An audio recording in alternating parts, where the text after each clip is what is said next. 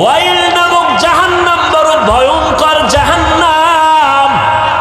ওয়াইল নামক জাহান্নাম মুসল্লিদের জন্য যারা নামাজ পড়ে।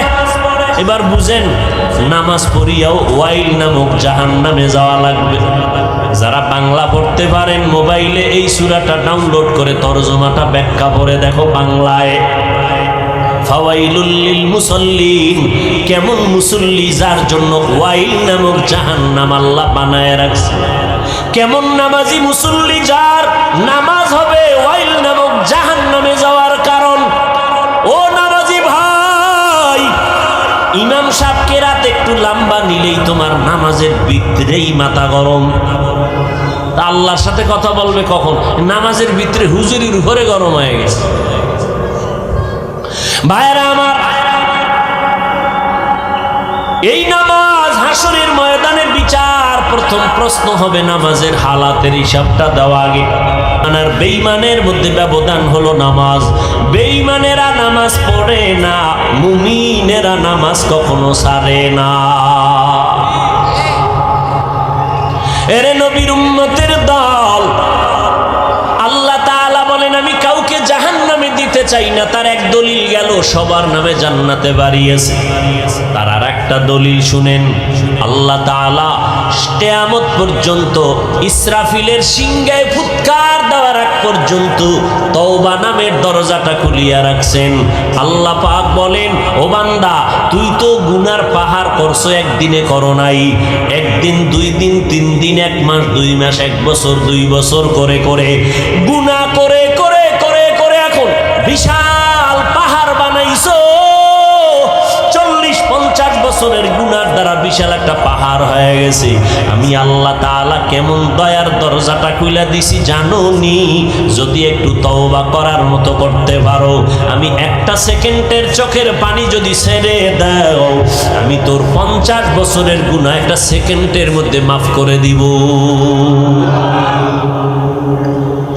আল্লাহ চায় তুই তওবা কর, গুনাহমুক্ত হইয়া কবরে আসবি। যদি কবরে গুনাহমুক্ত হয়ে যেতে পারো, মরণকালে যদি তোমার জবানে কালেমা জারি হইয়াই যায়, আল্লাহ তাআলা জিবরাইল আমিনকে পাঠাবেন। এই বান্দা কোন জান্নাতটা পাবে তার ছবিটা তার চেহারার সামনে একটু দেখাইয়া দাও। ওদিকে আজরাইল আসছে তোর জানটা নেওয়ার জন্য। আজরাইলের দেইখা তো কলিজা লগে নাই, চোখ উল্টাইয়া যায়।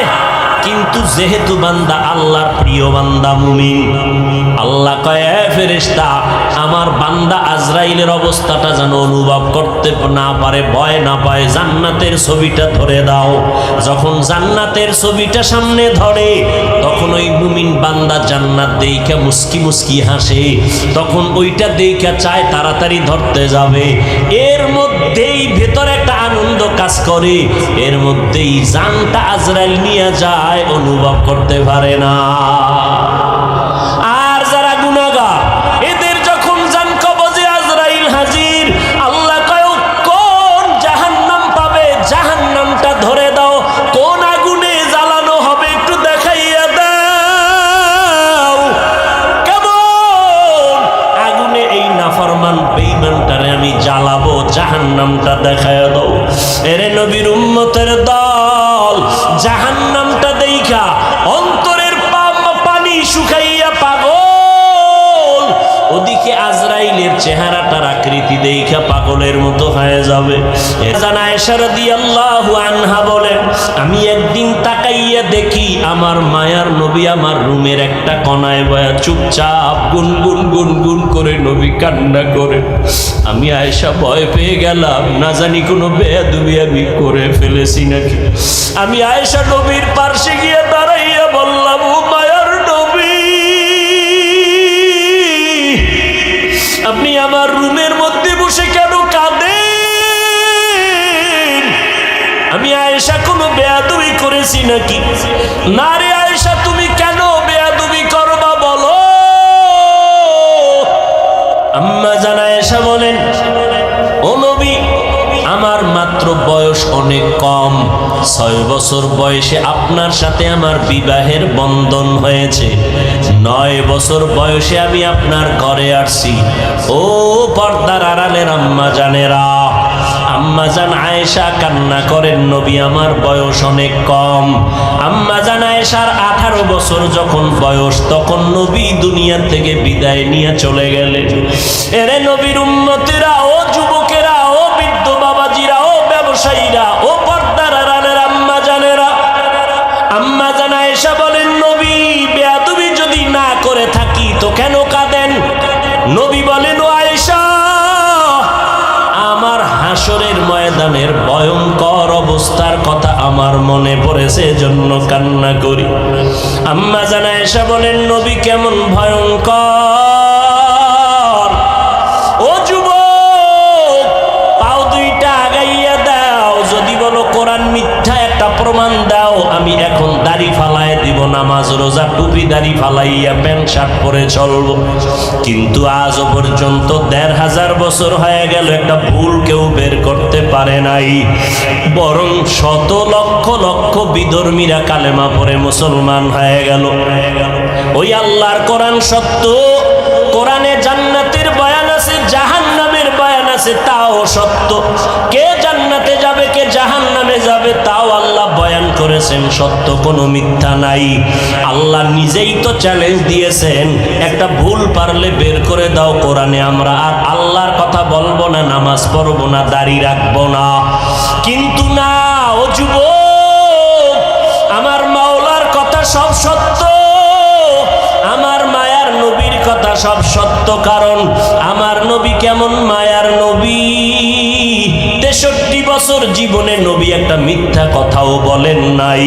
কেমন মায়ার নবী আমার, ওই নবীর কথা মিথ্যা হতে পারে না রে বাবা।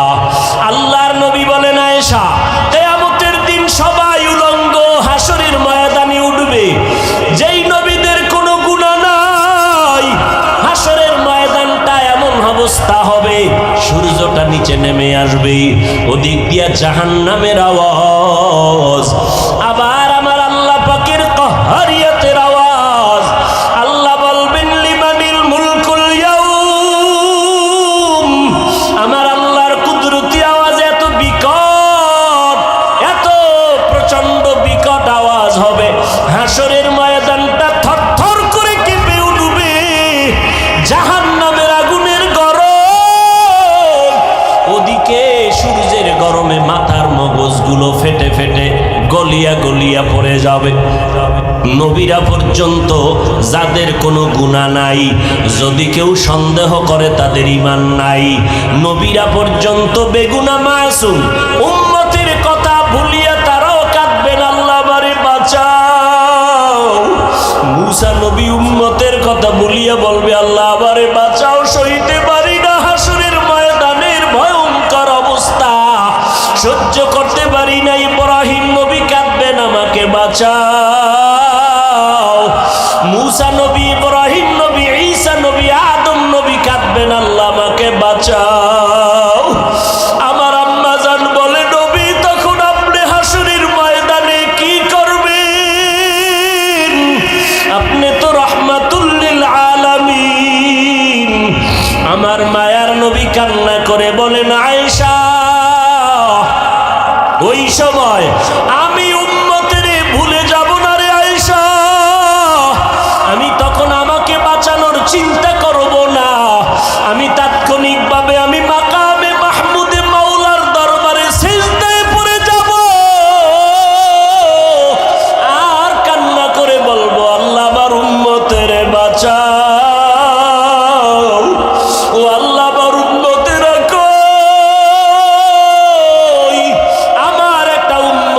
যেন জাহান্নামে না যায়, জাহান্নাম থেকে বাঁচাও। আমার একটা উম্মত জাহান্নামে গেলে আমি জান্নাতে যাব না। ও নবীর আশেকের দলের, আরে বাবা, আজকে তুমি স্কুলে পড়ো, কলেজে পড়ো, বাধা নাই। ও যুবক, আজকে তুমি নবীর তরিকা কেন মানবা না, নবীরে কেন চিনবা না? কত বিধ ধর্মী নবীর তরিকা মানিয়া নামাজ পড়ে। তোমার আমার মতো কত সন্তানেরা স্কুল কলেজে পড়ে, বাধা নাই, নামাজও ছাড়ে না। তুমি কেন পারবা না রে বাবা? চাকরি করো, ব্যবসা করো, তোমার মতো কত যুবক চাকরি ব্যবসা করিয়াও নামাজ ছাড়ে না। বলো বাবা তুমি কেন পারবা না? নবীর তরিকায় দাড়িটা লম্বা করতে কেন পারো না রে বাবা? মনে মনে ভাবছো কি আল্লাহর কোরআন মিথ্যা, নবীর কথা মিথ্যা? না রে বাবা না। ও যুবকেরা, আল্লাহর কাছে তওবা করে কাঁদো। যদি পাও দুইটা আগাইয়া দাও, আমি পায়ে হাত ধরিয়া হলো বলতে রাজি, আর গুনাহ করবা না। স্কুল কলেজে পড়ে ডাক্তার হও, ইঞ্জিনিয়ার হও, আলহামদুলিল্লাহ দোয়া করি। তবে বেয়াদব হইও না। আদর্শ ডাক্তার হও, আদর্শ ইঞ্জিনিয়ার হও, আদর্শ এসপিডিসি হও। তোমার ব্যবহারে যেন আলেমরা কষ্ট না পায়, তোমার আচরণে যেন কোনো মুরব্বীরা কষ্ট না পায়, তোমার ব্যবহারে তোমার আপনজন বন্ধু বান্ধব যুবকেরা যেন কষ্ট না পায়, তোমার ব্যবহারে যেন মা বাবা কষ্ট না